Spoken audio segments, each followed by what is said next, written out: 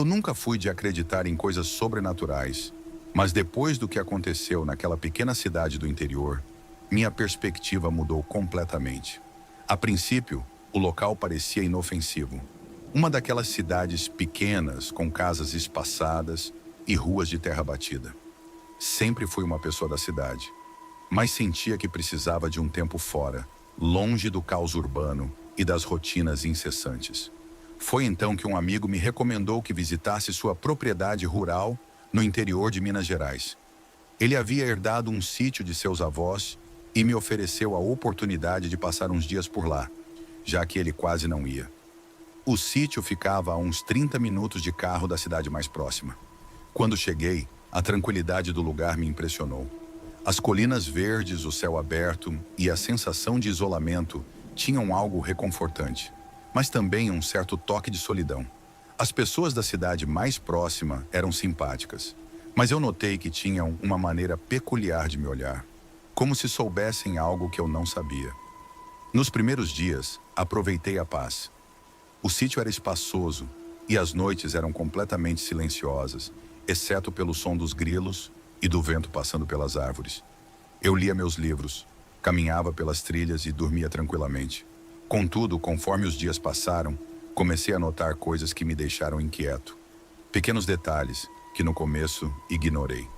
Uma noite, por exemplo, enquanto estava sentado na varanda, ouvi um som que não conseguia identificar.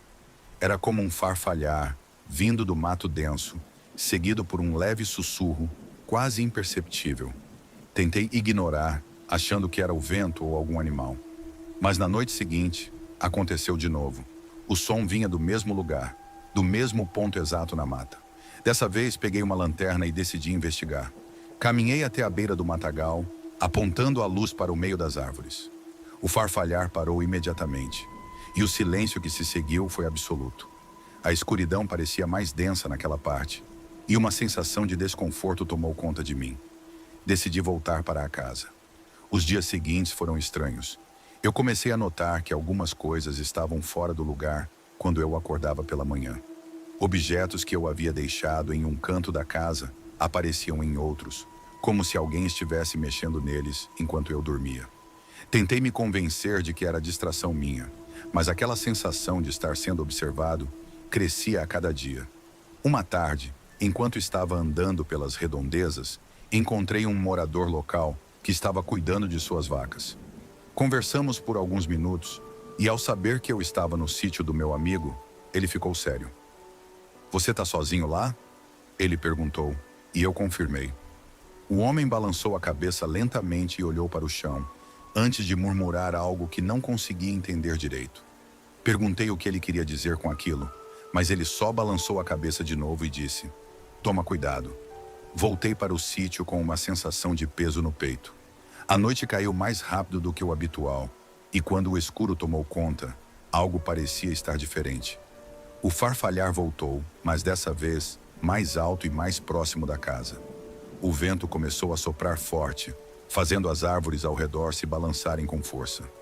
Fiquei dentro de casa, tentando me acalmar, mas não conseguia ignorar aquela sensação de que algo estava errado. Por volta da meia-noite, ouvi batidas na porta. Eram batidas leves, como se alguém estivesse com os nós dos dedos roçando contra a madeira. Meu coração disparou. Quem poderia estar ali, no meio do nada, àquela hora? Peguei uma faca da cozinha, tentando controlar minha respiração, e fui até a porta. As batidas continuaram, e por um breve segundo considerei abrir. Mas algo dentro de mim dizia para não fazer isso. A voz que ouvi a seguir foi baixa, quase um sussurro, mas clara o suficiente para me arrepiar até os ossos. "Me deixe entrar, só por um momento." Era uma voz feminina, suave e doce, mas com algo de errado. Uma frieza, uma distância que não parecia natural. Fiquei paralisado por alguns segundos, até que as batidas pararam abruptamente. O silêncio que se seguiu foi aterrorizante. Eu me afastei da porta tentando me acalmar, mas sabia que algo estava lá fora, esperando. Peguei a lanterna novamente, sem coragem de abrir a porta, e subi para o quarto, tentando dormir. Mas o sono não veio. Fiquei deitado na cama, ouvindo o farfalhar, as batidas que ecoavam na minha cabeça e aquela voz pedindo para entrar. No dia seguinte, decidi que precisava falar com alguém da cidade. Dirigi até a cidadezinha, procurando por respostas. Encontrei uma senhora idosa, dona de um mercadinho, e depois de algumas perguntas, ela soltou um longo suspiro e me contou o que sabia. Segundo ela, o sítio onde eu estava havia pertencido, há muito tempo, a uma família conhecida por praticar coisas estranhas. As pessoas da cidade evitavam falar sobre o assunto, mas boatos circulavam sobre rituais antigos feitos naquela terra. Dizem que algo ficou preso lá, ela me disse, com uma expressão de preocupação. Não é bom mexer com essas coisas.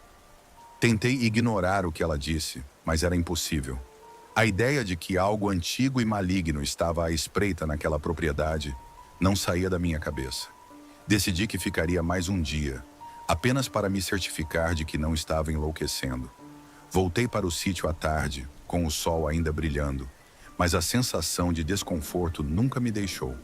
Naquela noite, o farfalhar voltou mais intenso e as batidas começaram logo depois. Dessa vez mais fortes, mais insistentes. Eu estava decidido a não ceder, mas quando ouvi a voz novamente, algo mudou. Ela não estava mais implorando para entrar. Agora estava zangada. Abra essa porta. A ordem veio fria, cortante, e meu corpo reagiu instantaneamente. Comecei a caminhar em direção à porta, mesmo contra a minha vontade, como se algo estivesse me controlando. Cheguei a tocar na maçaneta, mas antes que pudesse abrir, um grito ecoou do lado de fora. Um grito horrível que parecia vir de vários lugares ao mesmo tempo.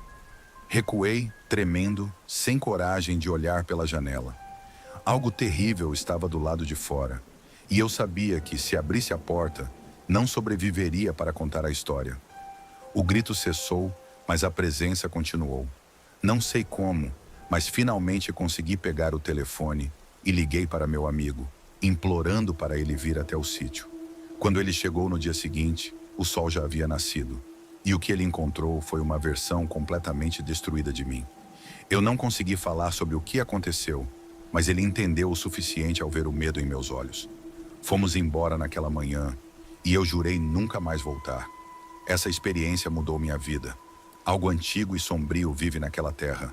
Algo que ainda busca. Algo que perdeu, talvez. Não sei ao certo o que aconteceu ali, mas uma coisa é certa. O interior guarda segredos que deveriam permanecer enterrados. E eu fui tolo em tentar desvendá-los. Mas a história não acaba aí. Mesmo após deixar o sítio e retornar à minha vida normal, o terror não me abandonou.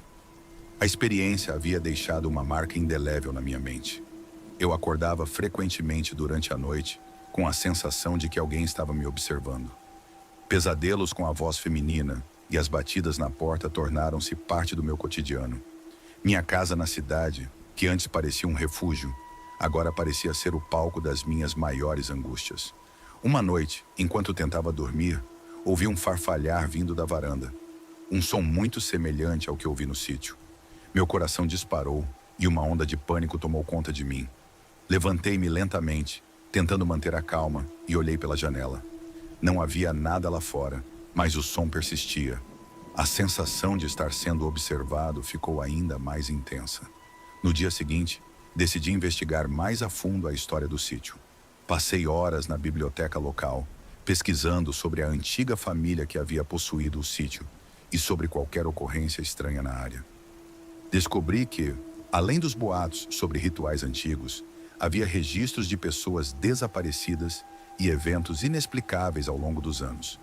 A conexão entre esses eventos e o sítio era vaga, mas havia uma constante: a presença de algo maligno. Encontrei também referências a um antigo livro que, segundo rumores, continha práticas esotéricas e rituais que poderiam explicar os fenômenos que presenciei. O livro estava escondido em uma antiga biblioteca municipal e os registros indicavam que ele havia sido removido há décadas.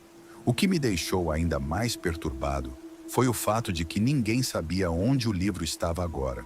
A busca pela verdade me levou a uma jornada que ultrapassava os limites do razoável. Eu me vi obcecado por entender o que havia acontecido e por encontrar respostas que talvez nunca fossem dadas. Em um impulso desesperado, entrei em contato com um especialista em fenômenos paranormais. alguém que já havia lidado com casos semelhantes. Ele concordou em me ajudar, mas o que descobrimos juntos foi ainda mais perturbador.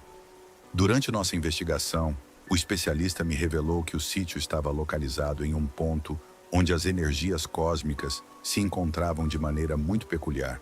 Esses pontos, segundo ele, eram conhecidos por atrair entidades e forças malignas que buscavam se manifestar no nosso mundo.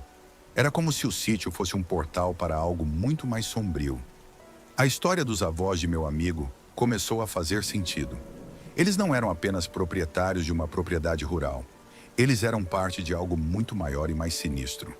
As práticas estranhas e os rituais não eram apenas superstições locais, mas tentativas desesperadas de controlar ou apaziguar as forças que habitavam a região. O sítio, com seu isolamento e a antiga energia que permeava o local, havia se tornado o epicentro de eventos paranormais que transcenderam o tempo. Mesmo com todas essas revelações, nada me preparou para o que aconteceu na última vez que visitei o sítio. Voltei lá, meses depois, decidido a confrontar o que quer que estivesse lá. Eu estava armado com novas informações e preparado para enfrentar a verdade. No entanto, ao chegar, encontrei o sítio completamente abandonado. A casa estava em ruínas e a atmosfera era ainda mais opressiva do que eu lembrava. O farfalhar e as batidas haviam cessado, mas uma sensação de mal-estar permeava o lugar. Enquanto explorava os escombros, encontrei um antigo altar oculto em um dos cômodos. Havia símbolos e marcas estranhas nas paredes, e um livro antigo estava em cima do altar. O mesmo livro que havia sido removido da biblioteca municipal. Ao tocar no livro, uma onda de energia fria me envolveu e uma presença invisível parecia me observar. O que eu aprendi naquele dia foi aterrorizante. O livro continha instruções para rituais que buscavam abrir portais para outras dimensões. E as marcas na parede eram parte de uma tentativa de manter essas portas fechadas. Algo havia dado errado, e a presença que eu havia sentido no sítio era uma manifestação de uma entidade que havia escapado para o nosso mundo. Decidi deixar o sítio imediatamente, mas a sensação de estar sendo seguido nunca me abandonou. A partir daquele dia, minha vida mudou para sempre. O que era para ser uma escapada tranquila no interior se transformou em uma experiência que desafiou tudo o que eu acreditava.